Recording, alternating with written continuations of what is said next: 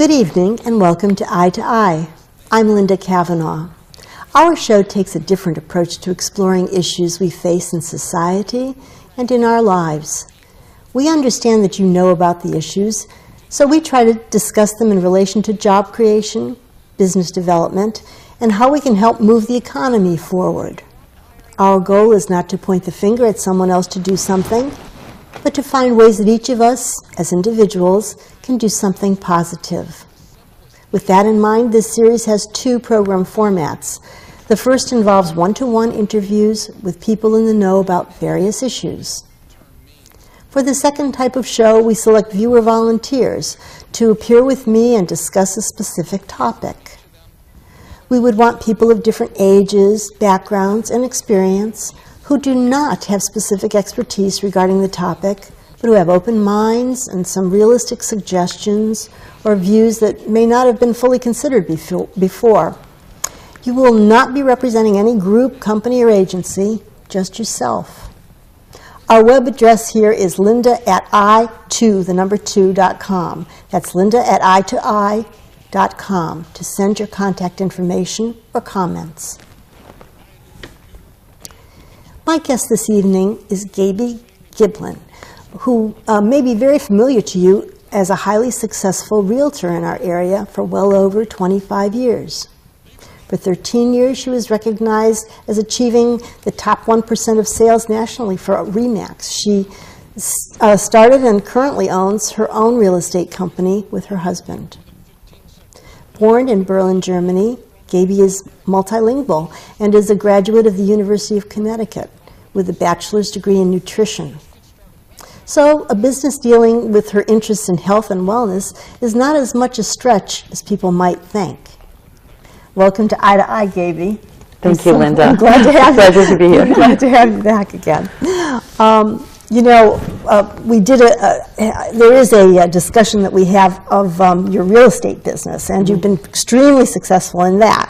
And just when you think that, we've got her understood here, she's gone and done another business that seems to be successful as well. And I think what we're trying to do at Eye to Eye here is talk about job creation and business and the economy and moving the economy forward. And I think that starting your own business in this economy, it's a little tricky, but if you can do it, it's probably a good way to go too for certain people.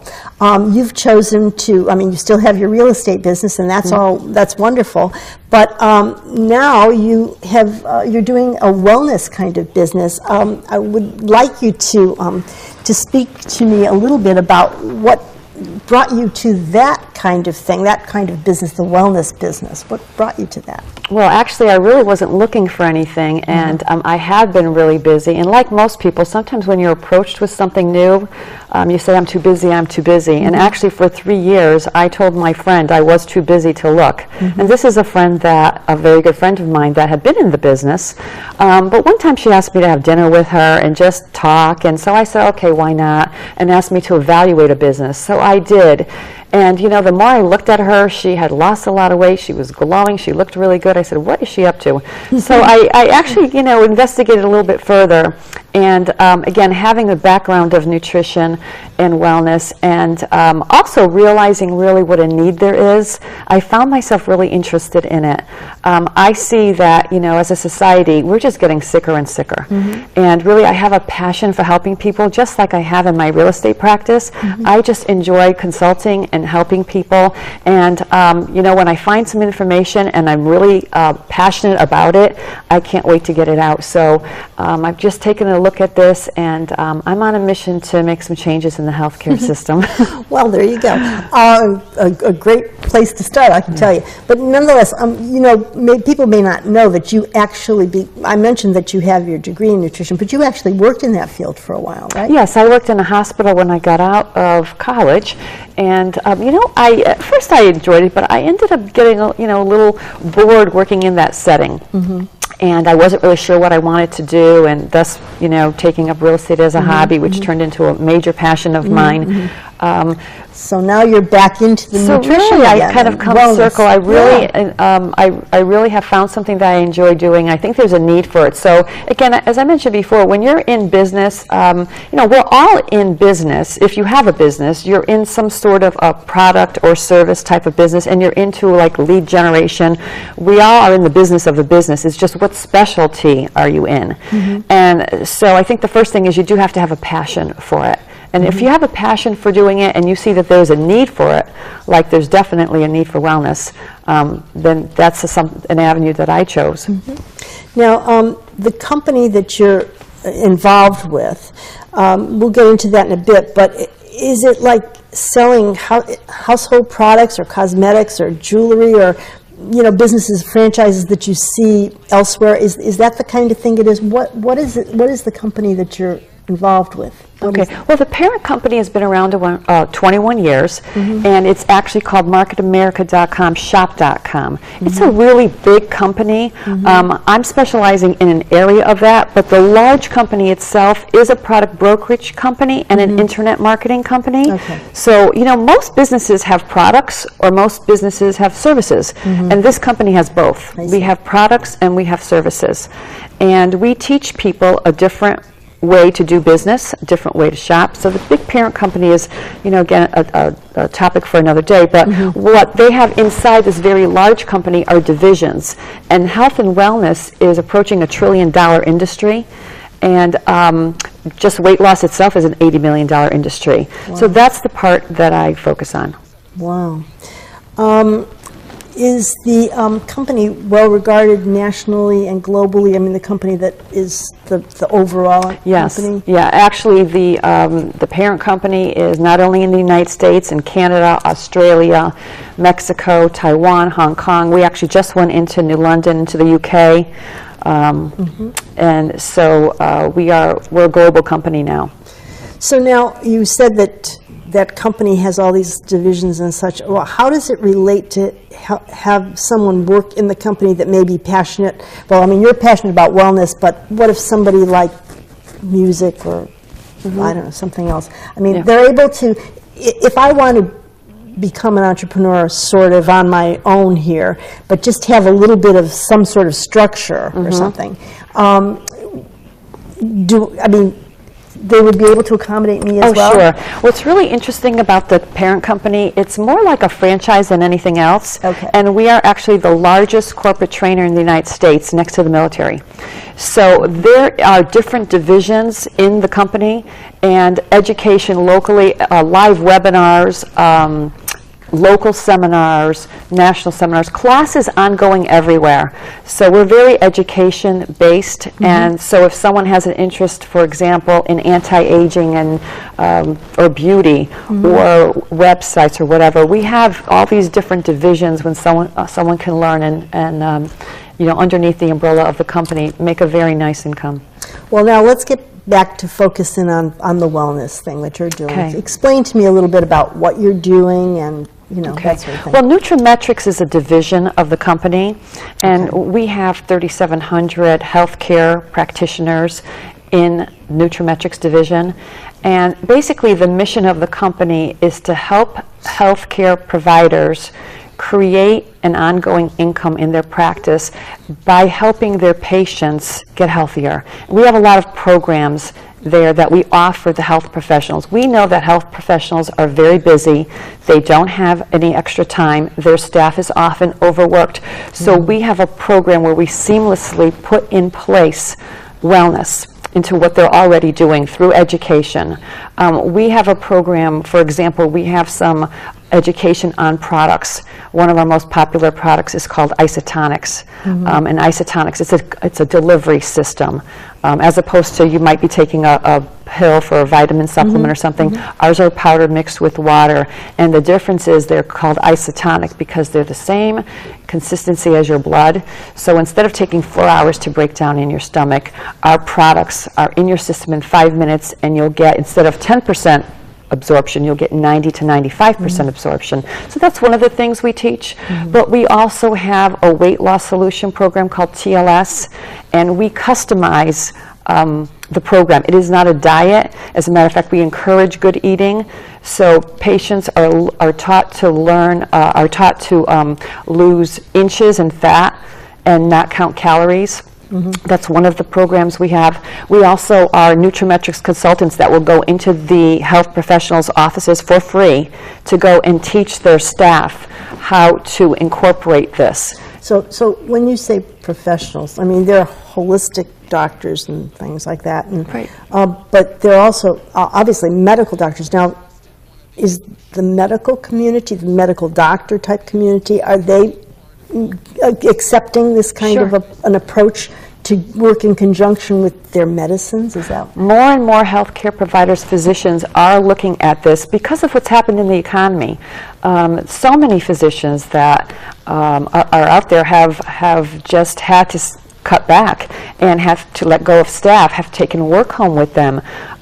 You know, it's a real, the lack of reimbursements that they're seeing now. It's tough. They already have, many of them will actually have ancillary practices, ancillary things that they do, you know, to get more income. So I think they're getting to be more and more open to wellness, especially because our division actually emerged because the consumers wanted something. They wanted an alternative to medication, or maybe something complementary. Yeah. You know, but they're looking for something, and that's actually how this company developed. I'm wondering whether this new health system that's, you know, that we're working through, this Obamacare kind of thing, I'm wondering whether, I know that some things are going to start being able to be folded into it. I don't know whether like acupuncture or certain, or perhaps the kinds of things that you're doing will be, but have you been hearing anything about that, how it might be able to be folded into what's actually happening with the legislation? I mean, yeah, I'm not sure exactly what's happening right now with the legislature. I am hearing that there is more pressure being put on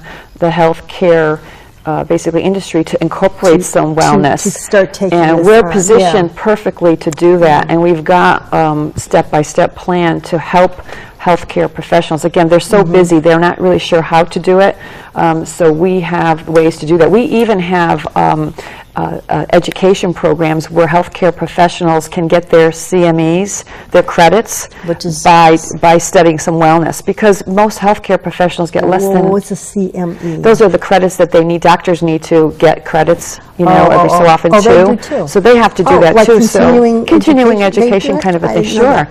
And so they can get their credits by taking our courses, and that way learning more about health and wellness, because it's really, you know, they're so specialized in their area of really sick care that they've had, most of them have less than 10 hours of nutrition and wellness education. They just don't have the time. Well, that's what I heard. I heard that medical schools, I mean, they just don't really put a focus on a lot of this stuff, and not that they wouldn't be interested in it, it's just that it's not available to them, or hasn't been, you know, so you're right. You're right. But that's changing, and it really, there's a big movement on to incorporate wellness into patients' lives. Another question, while we were talking about the medical community and how accepting they're beginning to get to this other concept, but the general public, are you finding that they too are really getting on the bandwagon regarding this kind of medical kind of care? It's not really wellness, this kind of well, wellness. you know, if you look at some of the statistics of what's happening out there, people are spending $80 million on weight loss products. Okay, they're looking for something, but a lot of them are on these yo-yo diets, which are very unhealthy for you. So again, we offer something, that's one little part of it, but we offer a program where they're not dieting. You know, they're just learning about accountability, about low glycemic eating, education, reading labels. Sometimes people go out there and they're on these diets and they're working out and doing everything right, but they don't realize it's all the preservatives in their food that aren't allowing them to lose the fat. So it's an education process. Well, that makes a lot of sense, and I think that there are more and more people that are interested in that kind of an approach, because, I mean, people don't want to walk around heavy, and they don't want to walk around logy, and they don't want to, you know, be unhealthy. They really want to be healthy, but sometimes they don't perhaps know what's the best way for them, or they have other kinds of medical problems that sort of interfere with maybe them making their goals and things like that. So they're looking at other ways of dealing with it, and they don't want to keep taking medicine and medicine and medicine. I mean, exactly. It's just... And unfortunately, what's happening is because of the lack of health and wellness in most health providers' offices, because there's not enough information and education on that, people are going out and buying things, and they're buying a lot of junk from the stores based on some claims they make, and they're not getting the education. So that money is being spent, and instead of being spent inside the healthcare provider's office, it's going out someplace else. Whereas if they at least were able to consult with their doctor, and their physician was able to monitor their, their blood levels, their, look at them and advise them properly, and that would be a better way to do it than just to go out, because they're spending the money anyway. We're trying to get that money back into the healthcare providers' hands, and also, it would be a benefit to the patient to get some counseling.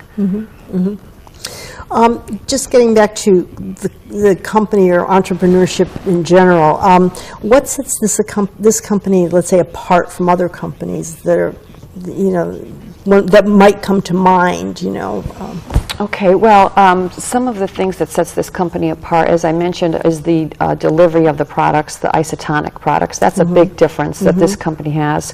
We also offer something called the gene SNP analysis. So when a healthcare provider takes a family history, maybe a personal history, they also can maybe offer a genetic history, a gene SNP analysis, which tests for 43 different variations of your genes. I mentioned the classes that we take. We also have customizable solutions, because everyone's different. Every patient is different. Every practice is different. They have different issues. So we customize what we do for the healthcare professional based on what 80% of their patients are asking for. For example, with weight loss, we have 4 different programs.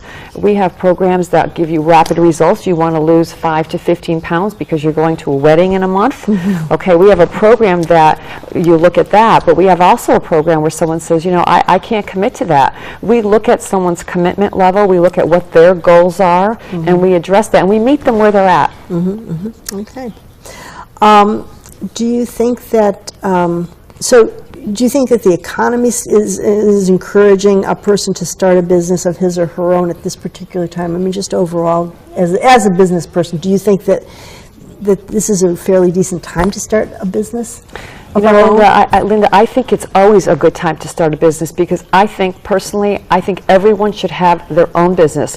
No matter what you're doing, it's always good to have a plan B. And there's nothing like having your own business to fall back on. And if you have a passion for something you want to do, a lot of what other divisions of this company do is allow you to work part-time in some areas. So it's not like you have to devote 60 hours to this. But if you find a passion in some area of business, by all means go do it, because there's nothing like the tax benefits alone. And just, again, working for yourself instead of working for someone else. I know we said this off camera. I don't know for sure whether we said it on camera, but you were talking about mentors. Getting yourself a mentor is a good thing. And you were saying that lots of times in your past, when you've had a question or something, I shouldn't steal your thunder, what would you do? Yeah, that's true. I think that... well, one thing is I believe in the law of attraction. I think when you put your mind out there and you're looking for something, somehow people and things come to you. So whenever I've needed something, I start calling people. I'll just say to somebody, hey, do you know anybody that does this? Or do you know where I can find this? Or whatever. And I'll ask friends, or I'll just, get out there and make some phone calls and talk to people. And I really feel that, people want to help. And especially in business, people want to help people. If you ask someone for help, more than likely they will help you. If someone comes up to me and says, hey, can you give me some advice about real estate? I've done that often. Or about health and wellness, or how do I start this? I'm happy to help people. And I think most people are. It's just sometimes we feel like we can do it on our own, and we want to do it on our own. But I think in business, to be successful, we need each other. Do you think, like the regulations, and you were talking about tax advantages and everything, do you think that that's a difficult thing for people to overcome, or is it easy to get information regarding how to incorporate or how to do whatever legal work? Or well, you certainly needed to have an accountant, you Right. know, to keep you doing the right thing. But when you have a business, there's so many things. I don't know if you've ever read the book, The Rich Dad, Poor Dad by Robert Kiyosaki, or The Cash Flow Quadrant. I mean, when you have your own business, the many tax advantages are that you can write off many things legitimately. Your business meetings, many times meals and entertainment, supplies, everything that you buy for your company, things that you do. So I just think it's really important to have a business for the tax advantage reason, but also just for the security. I mean, people think they have secure jobs today, but how do you really know you have? What is security? You know, I mean, one day the company says, "Hey, you're doing great," and the next day you're not needed anymore. That's right. You know, my girlfriend's a perfect example of this. Was 26 years in a company and was a couple years away from full, retirement, and they just let her go. Thank God she had a plan B. You know, but we all need to have a plan B. That's great, especially for people who don't even have a plan A. Yeah. Now we have to think about a plan B on top of it. No, but that's true. Yeah, and more and more people, unfortunately, because of the economy or for whatever reasons, are walking into their to their business one day, going down to their desk, and then they're called into personnel and saying, "Hey, guess what? Your services are no longer needed," or you have to take a cut in pay, a cut in hours, and all that sort of thing. It's very, very difficult for people to deal with. That's why this whole thing of entrepreneurship and being able to find a passion and maybe do something, as you said, at least part-time, if not full-time. I mean, you may not want to jump into it with both feet, but just partially, just to kind of get it started a little bit. And then if and when the time comes, either because you want to take it over full-time or because you sort of have to take it over full-time, at least there's an option there available to you. And I think the thing that you were talking about with mentors and looking around for people who are willing to help you, I think that's a very positive way of dealing with it. In both my businesses, that's been something that I've always done, is just surrounded myself with people that are doing what I want to be doing, or much more than what I'm doing, because that's how we learn and that's how we grow. Anyway, one of the questions I had was, what kind of advice would you give to someone who might want to start his or her own business? And I think quite a bit of that we have discussed, and that is sort of just sort of identifying your own skills and aptitudes and desires first of all, and then trying to find out how you would best satisfy that, and you have done it twice at least, and probably more times, but and then surrounding yourself with people that are positive role models and everything. I know also, like the federal government has the retired career people, a SCORE. They will actually, if you want to start a business, you can contact them and they will actually counsel you on how to start your particular own business. They'll even, at least a few years ago anyway, they would even be able to send somebody out to help you, design your financial books and all that sort of thing. And sometimes they'll even sit in the office with you for a little bit to get you kind of going. I think that's a great thing. We've talked to people from Central Connecticut State University and their business development people. So, as you say, there's so many people around that are willing and ready to help a young entrepreneur, female, male, or whatever, just anybody who wants to start a business. But if they follow these kinds of steps, and as you had mentioned just recently, about some of the advantages, the financial and tax advantages too, even though there's a lot of hoops apparently to jump through, if you have your professionals lined up, you have your accountant, you have your attorney and all that sort of thing. It costs money, but by the same token, it will help your business to grow and flourish. Right. And I would say, don't feel like you have to know it all to get started. Sometimes people feel like they have to get it all down and know everything perfectly before they get started in something. Sometimes you just learn as you go along, and sometimes you make mistakes and then, whoops, you backtrack, but you just keep going. But again, if you have a passion for something, just go out and do it. The thing I was going to mention is personality profiling. Yes. Because sometimes people don't know where they would fit in best, what kind of business and so on. And years ago, I did it for hiring as well, but I used the DISC profile. There are different things, there's different programs out there. but it's called the DISC, or disc profile, and that'll help you, not only help you determine maybe where you would fit in or what kind of a position might be best suited for you, but it also teaches you how to deal with other people who have a different personality profile than you, and that's good for business too. That is. I want very quickly though. Tell us about about the computer age, or the new age that we have. I couldn't believe how you get staff. Tell people what happened, and tell people that little incident. Okay. Well, I have a home-based. I have two home-based businesses actually, because I mostly meet clients where they're at, or I work out of my home.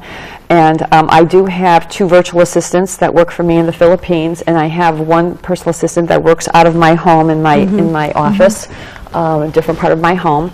And so one morning, my assistant was already in the office, and I had been up late working, so I was in the shower getting ready, and my doorbell rang. I didn't know the doorbell rang, but anyway, the doorbell rang, and after I got out, my assistant said, Marlene called from the Philippines to tell me that there was someone at your door, and it was the UPS guy bringing us some supplies for our office. Someone from out of the country called my assistant in my home to please go answer the door. That's crazy. So I was like, wow. After I thought about that, I said, wow, what is this world coming to? But the world is just getting smaller and smaller. It's a new age.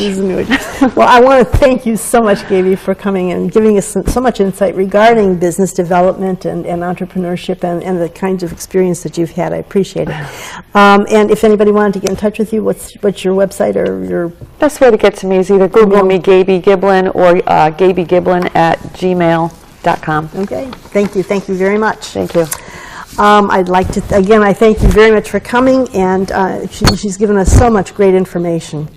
As I mentioned earlier, we're having several roundtable discussions at future Eye to Eye shows, and I'm looking for volunteers, and if you're willing to be an on-camera volunteer, please email me at linda@eye2itv.com. That's linda@2itv.com. And so until next time, I'm Linda Kavanaugh, wishing you a very good evening and hoping that we'll all see eye to eye.